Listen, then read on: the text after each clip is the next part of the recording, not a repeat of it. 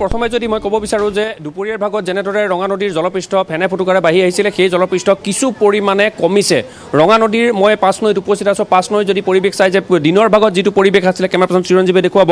দিনৰ ভাগত ৰঙা নদীৰ যি প্ৰবল সোঁত আছিলে সেই সোঁত কিছু পৰিমাণে কমিছে আৰু গাঁৱৰ ভিতৰলৈ যিবোৰ ৰঙা নদীৰ পৰা পানী সোমাইছিল সেই জলস্তৰো কিন্তু কিছু পৰিমাণে পুনৰ নদীলৈ ঘূৰি আহিছে। গতিকে এই ক্ষেত্ৰত কিন্তু ৰাইজ কিছু পৰিমাণে সকাহ হৈছে যদিও আন এটা দুখৰ খবৰ জনাব বিচাৰিছোঁ। পুৱাৰ ভাগত ৰঙা নদীৰ জলবিদ্যুৎ প্ৰকল্পৰ এক নম্বৰ গেটেৰে ১৫০০ মিলিমিটাৰ পানী এৰি দিয়া হৈছিল, কিন্তু বৰ্তমান যি খবৰ লাভ কৰিছোঁ যে ২০০০ মিলিমিটাৰ পানী বৰ্তমান এৰি দিছে বুলি আমি জানিব পাৰিছোঁ। গতিকে সেইটো অত্যন্ত দুখজনক খবৰ। ইতিমধ্যেই মুখ্যমন্ত্ৰীৰ নিৰ্দেশৰ পিছতে জলসম্পদ মন্ত্ৰী সুশান্ত বৰগোহাঁই আহি উপস্থিত হৈছে। এই ৫ নৈ স্থানত তেওঁ ইতিমধ্যে আহিছে আৰু তেওঁ গোটেই বিষয়টো পৰ্যবেক্ষণ কৰিব। ৰঙা নদী সমষ্টিৰ বিধায়কগৰাকী আছে আৰু তেওঁ সুশান্ত বৰগোহাঁই ইয়াত আছে আৰু তেওঁলোকে গোটেই বান পৰিস্থিতিটো পৰ্যবেক্ষণ কৰিব। কিন্তু এটা কথা যদি কওঁ যে এই হঠাৎ এই পানী খুলি দিয়া বা নেপকো জলবিদ্যুৎ প্ৰকল্পৰ পৰা হঠাৎ এৰি দিয়া পানীয়ে বহুখিনি বিভীষিকাময় পৰিৱেশৰ সৃষ্টি কৰে। গতিকে এই বিভীষিকাময় পৰিৱেশৰ পৰিত্ৰাণ পাবৰ বাবে ৰাইজে ইতিমধ্যেই প্ৰশাসনক এটা দাবী কৰিছে যে প্ৰশাসনে এলাৰ্ট জাৰি কৰিব লাগে। প্ৰশাসনে জনাব লাগে যে বানপীড়িত যিসকল লোক আছে বা নৈ কাষৰীয়া যিসমূহ লোক আছে সেই লোকসকলক যাতে তেওঁলোকে সতৰ্ক হৈ থাকিবলৈ নিৰ্দেশনা দিয়ে বা তেওঁলোকে যাতে এলাৰ্ট প্ৰদান কৰে। কিন্তু আজি দেখিবলৈ পোৱা গ'ল যে লখিমপুৰ জিলা প্ৰশাসনেও অৰুণাচল প্ৰশাসনৰ ফালৰ পৰা কোনো ধৰণৰ তথ্য সময়মতে পোৱা নাছিলে আৰু সেই সময়মতে নোপোৱাৰ বাবেই ৰাইজক সতৰ্ক কৰিব পৰা নাছিল। যেনেদৰে ৰঙা নদীৰ প্ৰবল সোঁত বাঢ়ি আহিলে, প্ৰবল পানী বাঢ়ি আহিলে, গতিকে ৰাইজ কিছু ভীতিগ্ৰস্ত হৈছিলে। কিন্তু বৰ্তমান পানীৰ পৰিমাণ কিছু পৰিমাণে কমিছে আৰু সেই পানী কমি যোৱাৰ ফলত ৰাইজ কিছু পৰিমাণে অকণমান আশ্বস্ত হৈছে। মই অকণমান ওচৰ চুবুৰীয়া বহু লোক আছে, আমি অকণমান কথা পাতিব বিচাৰিছোঁ। পানী অকণমান কমিছে বাইদেউ? কমিছে।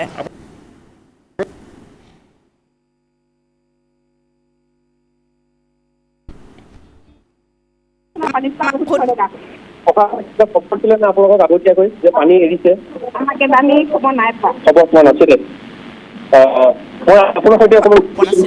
দুপৰীয়া যিমান পানী আছে অকণমান কথা পাতিব বিচাৰিছোঁ। দুপৰীয়া যিমান পানী আছিলে তাতকৈ অকণমান কমিছে? এতিয়াতো বৰ্তমান পানীটো কমিছেগৈ আৰু দুপৰীয়াটো বৰ ভয়ানককৈ পানী বাঢ়িছিলে।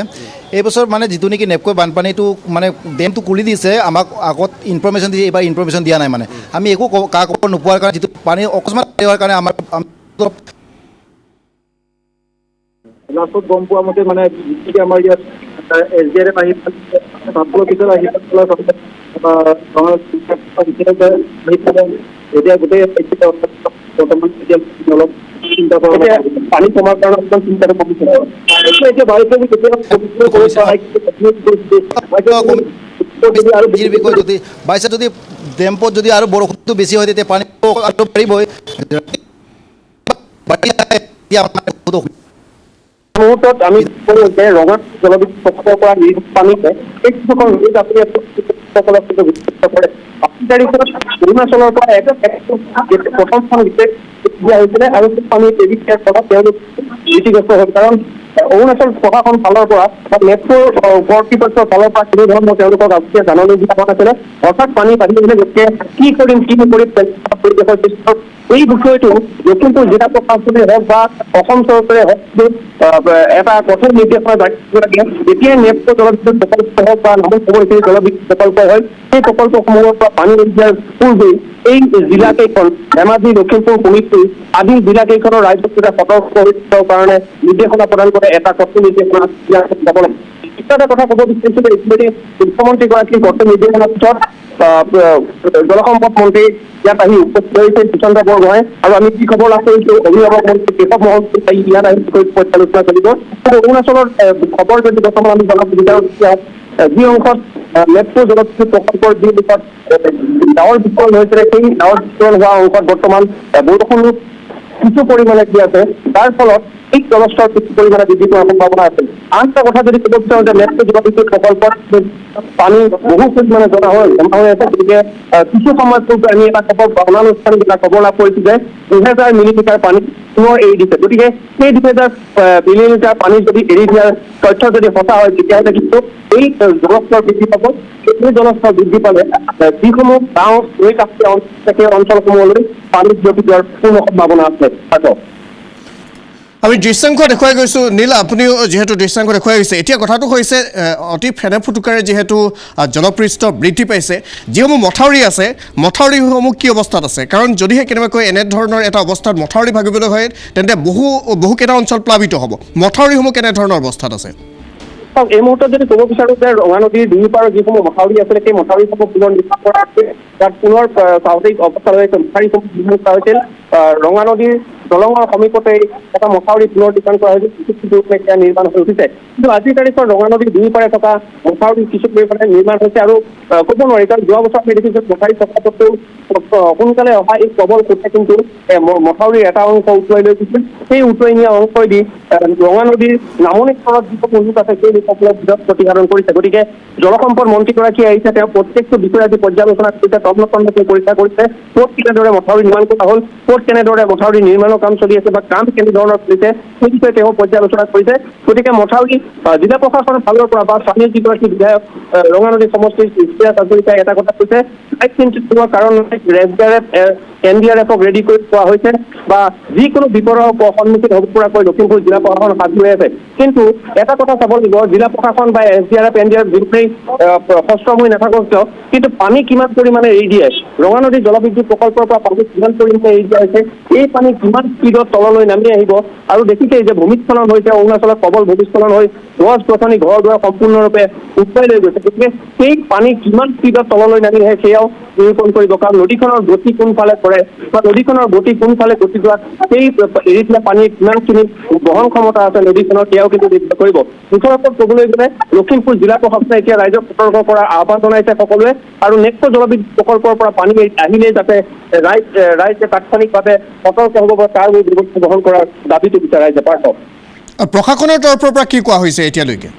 এই মুহূৰ্তত প্ৰশাসনৰ তৰফৰ পৰা এটা কথাই কৈ আছে যে চিন্তাৰ কোনো কাৰণ নাই নামনি সোৱণশিৰি জলবিদ্যুৎ প্ৰকল্পৰ স্থলীত বৰ্তমান ধৰণৰ কোনো পানী এৰি দিয়া হোৱা নাই কাৰণ মই NSPCৰ কথা যদি ক'বলৈ যাওঁ NSPCয়ে বৰ্তমান পানী এৰি দিয়া নাই সোৱণশিৰি নদীত জলপৃষ্ঠ কিছু পৰিমাণে বৃদ্ধি পাইছে কিন্তু 1 নং গেটেৰে ৰঙা নদী জলবিদ্যুৎ প্ৰকল্পৰ 1 নং গেটেৰে পানী এতিয়া এৰি দিয়া হৈছে 1600 মিলিমিটাৰ পানী ভাগত এৰি দিয়া হৈছে বৰ্তমান আমাৰ হাতত যি অনানুষ্ঠানিক খবৰ সেই খবৰ অনুসৰি 2000 মিলিমিটাৰকৈ পানী এৰি দিয়া হৈছে গতিকে জিলা প্ৰশাসন সাজু হৈ আছে বুলি ইতিমধ্যে জনাইছে SDRF NDRF বাহিনী যিসমূহ দাঁতি কাষৰীয়া অঞ্চলতে যোনখিনি অঞ্চলত পানী যোৱাৰ সম্ভাৱনা আছে সেই অঞ্চলসমূহত NDRF SDRF সাজু কৰি হৈছে গতিকে জিলা প্ৰশাসন সাজু কৰাটো সাজু হৈ থকা বুলি জানিব দিছে নীল এটা কথা জানিব বিচাৰিছোঁ নামনি সোৱণশিৰি জলবিদ্যুৎ প্ৰকল্প কি অৱস্থাত আছে কাৰণ এনেধৰণৰ বা এই সময়ছোৱাত নামনি সোৱণশিৰি জলবিদ্যুৎ প্ৰকল্পই বহু পানী এৰি দিয়ে কিন্তু নামনি সোৱণশিৰি জলবিদ্যুৎ প্ৰকল্পৰ কথা আমি ক'বলৈ যাওঁ যে নামনি সোৱণশিৰি জলবিদ্যুৎ প্ৰকল্পৰ পানী বৰ্তমানতো কিন্তু গেটেৰে এৰি থকা নাই যি পৰিমাণৰ পানী পূৰ্বতে দৈনিক নিৰ্গত হৈ থাকে সেই পানী এৰি দিয়া হৈছে অতিৰিক্ত পানীভাগ এৰি দিয়া তথ্য আমাৰ বৰ্তমান নাই কিন্তু ৰঙা নদীৰ সোৱণশিৰি পৰিয়াল ৰাইজো চিন্তিত হৈ আছে কাৰণ একেখন অৰুণাচল প্ৰদেশ হোৱা ধাৰাসাৰ বৰষুণে হয়তো সোৱণশিৰিৰ ওপৰ অংশত পানীৰ পৰিমাণ কিছু পৰিমাণে বৃদ্ধি কৰিছে হয়তো সেই পানীও যদি এৰি দিবলগীয়া হয় তেতিয়াহ'লে সোৱণশিৰি নদীৰ জলপৃষ্ঠ বৃদ্ধি পাব আজিৰ তাৰিখ বৰ্তমান সময়লৈকে সোৱণশিৰি জলবিদ্যুৎ প্ৰকল্পৰ পানী এৰি দিয়াৰ তথ্য আমাৰ হাতত নাই এই মুহূৰ্তলৈকে নামনি সোৱণশিৰি জলবিদ্যুৎ প্ৰকল্পৰ ফালৰ পৰা সতৰ্কতা প্ৰেৰণ কৰা হোৱা নাই কেৱল মাত্ৰ ৰঙা নদী জলবিদ্যুৎ প্ৰকল্প সেই জলবিদ্যুৎ প্ৰকল্পৰ ওচৰত হোৱা ডাৱৰ বিস্ফোৰণৰ ফলত যি পানীৰ সৃষ্টি হ'ল সেই পানী তাৎক্ষণিকভাৱে তেওঁলোক খুজিবলৈ বাধ্য হ'ল আৰু সেই পানীত এতিয়া খবৰ বহু পলমকৈ লখিমপুৰ প্ৰশাসনক জনোৱা হৈছে গতিকে এই প্ৰশাসনিক ব্যৱস্থাটো দুইটা নামনি সোৱণশিৰি জলবিদ্যুৎ প্ৰকল্পই হওক বা ৰঙা নদী জলবিদ্যুৎ প্ৰকল্পৰ ফালৰ পৰা যাতে সংকেত ধৰি বা সাজু হ'বলৈ সতৰ্ক হ'বলৈ যাতে লখিমপুৰ জিলা প্ৰশাসনে নহয় লখিমপুৰ ধেমাজি শোণিতপুৰ মাজুলী আদি জিলাকেইখনক যাতে এলাৰ্ট কৰিব পাৰে তাৰ বাবে কিন্তু ৰাইজে আহ্বান জনাইছে এই মুহূৰ্তত ৰঙা নদীৰ জলপৃষ্ঠ আমি দেখিছোঁ ৰঙা নদীৰ জলপৃষ্ঠ কিছু কমিছে আৰু যদিহে 2000 মেগাৱাট 2000 মিলিমিটাৰ পানী খুলি দিয়াৰ কথা সঁচা হয় তেতিয়াহ'লে কিন্তু এই জলস্তৰ নিশা 12 বজাৰ পিছত বা নিশা 10 বজাৰ পিছত কিছু পৰিমাণে বৃদ্ধি হোৱাৰ সম্ভাৱনা আছে পাৰ্থ ঠিক আছে নীল আপুনি খবৰ ৰাখক আমি পৰৱৰ্তী সময়ত পুনৰ আপোনাৰ সৈতে সংযুক্ত হ'ম